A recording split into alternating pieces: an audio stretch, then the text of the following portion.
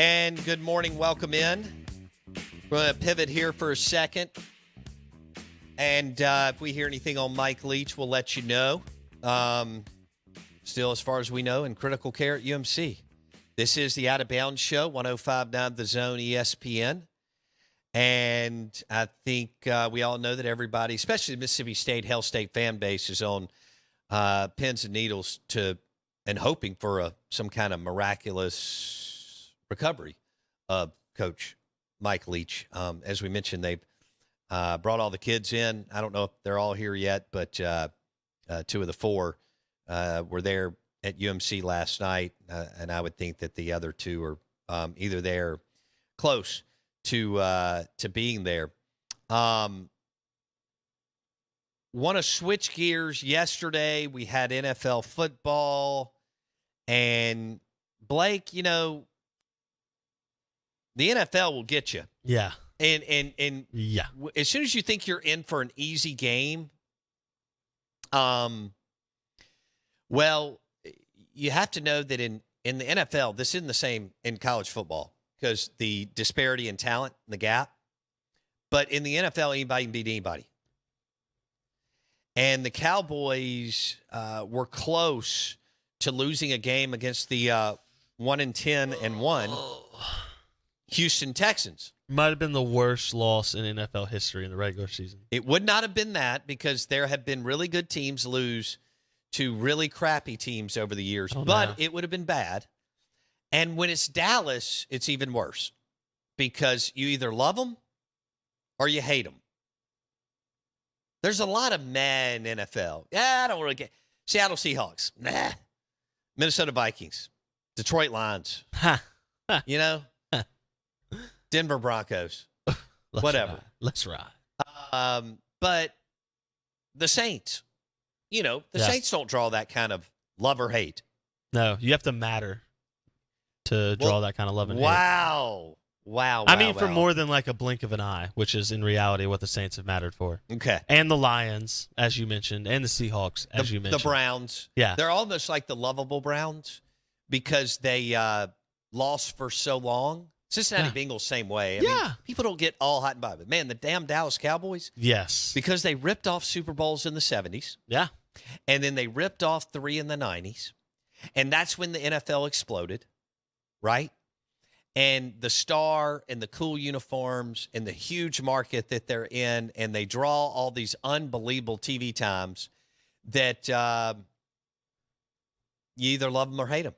And Dallas almost lost the game yesterday, but Dak Prescott, who had not played well, among other players on the team, believe it or not, it wasn't just Dak Prescott, but Dak had not played well, and some other units, position groups on the field had not played well, and they were behind, and Dak had to lead them from behind and was unbelievable from the 2-yard line. 98-yard drive, yeah. 18th game-winning fourth-quarter drive by the guy who, according to some, they're still debating whether or not he should be considered a good NFL quarterback, which is preposterous. Second all-time in Dallas Cowboys fourth-quarter game-winning drives behind Tony Romo. Tony Romo. Mark Sanchez, who was the color commentator for Fox, as he said, Dak was nails when it mattered. Yeah. And did you see what Lovie Smith said?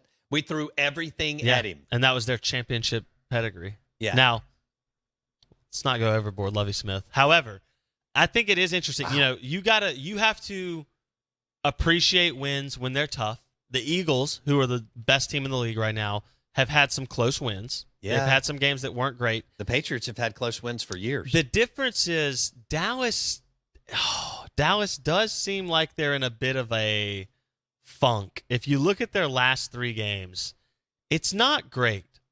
It's not, the Colts that was a barn burner of a fight until the Colts melted in the fourth quarter and you scored a franchise record 33 fourth quarter points. You barely get past the Texans. It took a 98-yard last-second drive by Dak Prescott and the Cowboys to get you that win.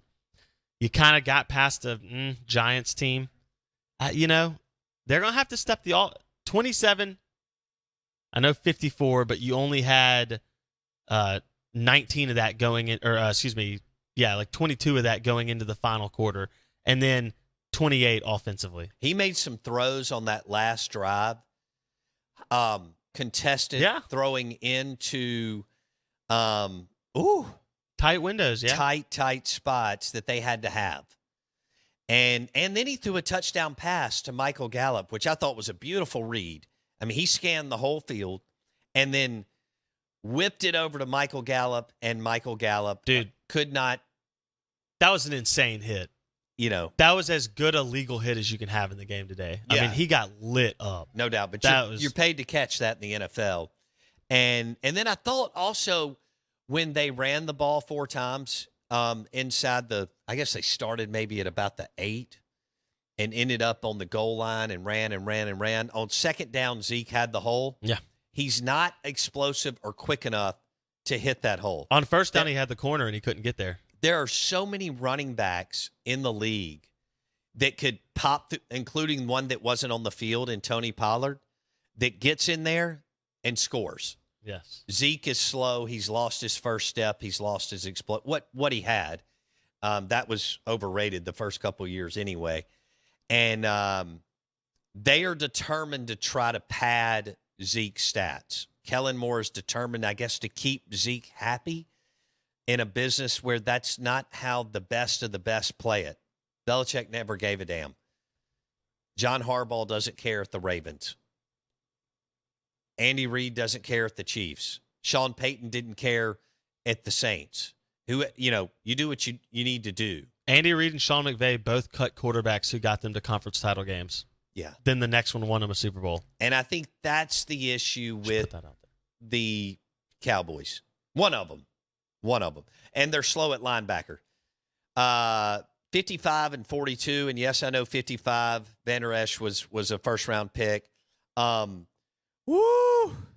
Oh, man, you talking about getting juked in a game where they're not good enough to and Van Der Esch especially has not been good enough for some time. So, but, man, you got to give Lawrence credit on that play. Was it on DeMarcus Lawrence, Was it on third down? Did he? Yes. Yeah. Third down, the tackle for loss? Yep. It was an amazing smokes, play. He blew up the right side of the offensive line. He came from the left side. Arguably the play of the game. Yeah. Yeah. But it was a big win for Dallas. I mean, you had to win. The Vikings lost to the Lions. Your man Dan Campbell's won 5 out of 6 now. So shout out to the Lions.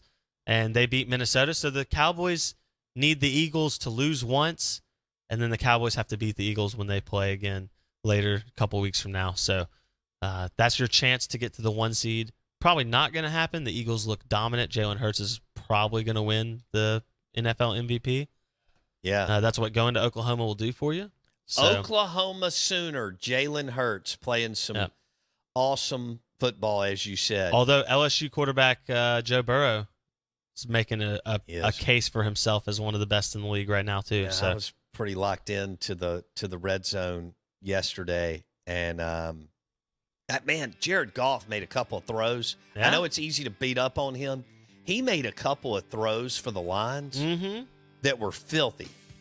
Got to give that guy credit on that yesterday. And as Blake said, the Lions are winning games. I think Dan Campbell's back. They've made too many coaching changes the last 30 years anyway. Dude, he's 5-7. 40. You can't move off this guy right now. No way. You wouldn't think so. What's going on with the Titans? Get smoked by the Jaguars? Man, oh man. Good morning. Welcome in. We are the Out of Bounds Show, 105.9 The Zone ESPN. Driven by the Ram trucks, Jeep Grand Cherokees at Mack, Hike, and Flowwood. If you're in the market for a truck, SUV, car, pre-owned or new, MackHikeFlowwood.com. This is ESPN 105.9 The Zone.